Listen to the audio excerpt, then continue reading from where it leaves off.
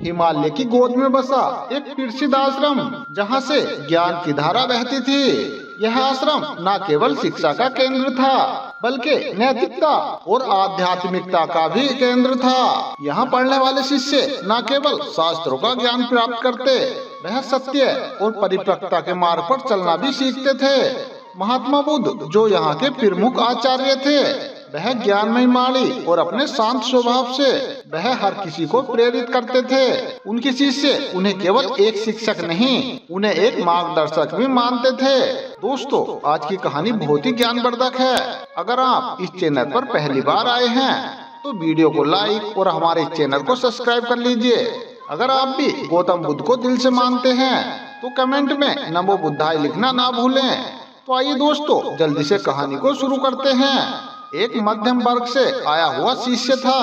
वह देखने में बहुत चतुर और चालाक था, लेकिन उसे झूठ बोलने की आदत ने उसे अन्य शिष्यों में बदनाम कर दिया। शुरुआत में तो संजय का झूठ छोटी मोटी बातों में ही सीमित था। अगर वो किसी कार्य को पूरा नहीं कर पाता तो वह नए नए बहाने बनाता।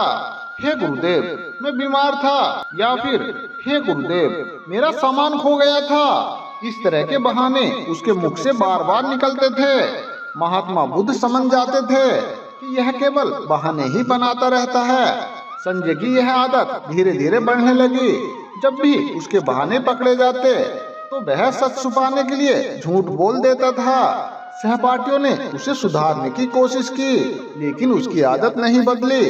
संजय की झूठ बोलने की आदत ने उन्हें अन्य शिष्यों से अलग कर दिया। संजय के जो पहले मित्र थे, राहुल और अभय, दोनों मित्र संजय को ज्यादा झूठ बोलते देखकर वह भी संजय से दूर हो गए, क्योंकि संजय की बातों पर भरोसा नहीं किया जा सकता था। यह बात पूरे आश्रम में फैल चुकी थी। महात्मा बुद्ध ने भी संजय की आदत को नोटिस किया।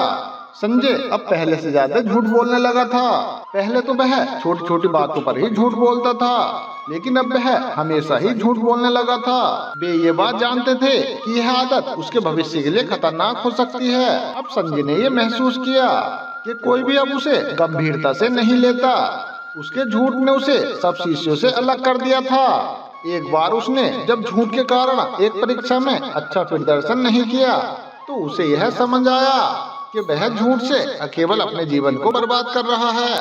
लेकिन उसकी आदत इतनी पक्की हो चुकी थी कि वह इसे छोड़ नहीं पा रहा था। महात्मा बुद्ध ने ये महसूस किया कि अब समय आ गया है जब संजय को सही मार्ग दिखाया जाए। उन्होंने संजय को अपने पास बुलाया।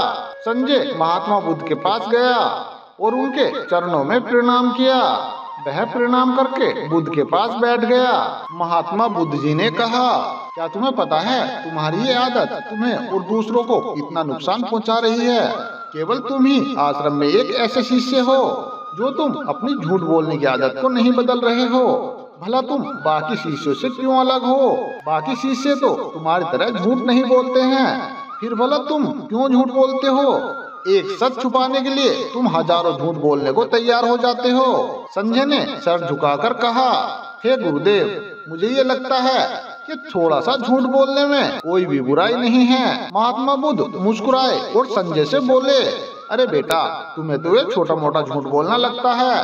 फिर महात्मा बुद्ध ने कहा, अरे बेटा, तुम्हें मैं आज झूठ बोलने के बारे में 12 सबसे बड़े नुकसान बताऊंगा, जिससे तुम झूठ बोलने से पहले जीवन में 1000 बार सोचोगे। नंबर 1, विश्वास खोना। तुम ये बात जानते हो कि झूठ बोलने वाले व्यक्ति पर कोई भी विश्वास नहीं करता है।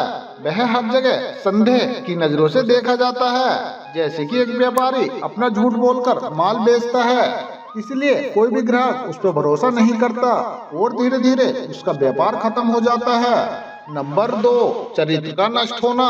झूठ बोलने से व्यक्ति का चरित्र खत्म होता है। चरित्र व्यक्ति की सबसे बड़ी संपत्ति होती है। नंबर 3, मन की अशांति। झूठ बोलने वाले व्यक्ति का मन हमेशा चिंता और डर में रहता है कि कहीं उसका झूठ पकड़ा न जाए। नंबर 4, संबंधों का टूटना। झूठ बोलना अच्छे संबंधों को खराब कर देता है। भरोसे की कमी के कारण यार दोस्त और अपने जीवन साथी से दूरियां बढ़ जाती हैं। नंबर 6, धोखा देना। झूठ बोलने से धोखा देने की आदतें बढ़ती जाती हैं, जिससे व्यक्ति दूसरों को धोखा देने लगता है। नंबर 7, अच्छे प्रभावों का कम होना।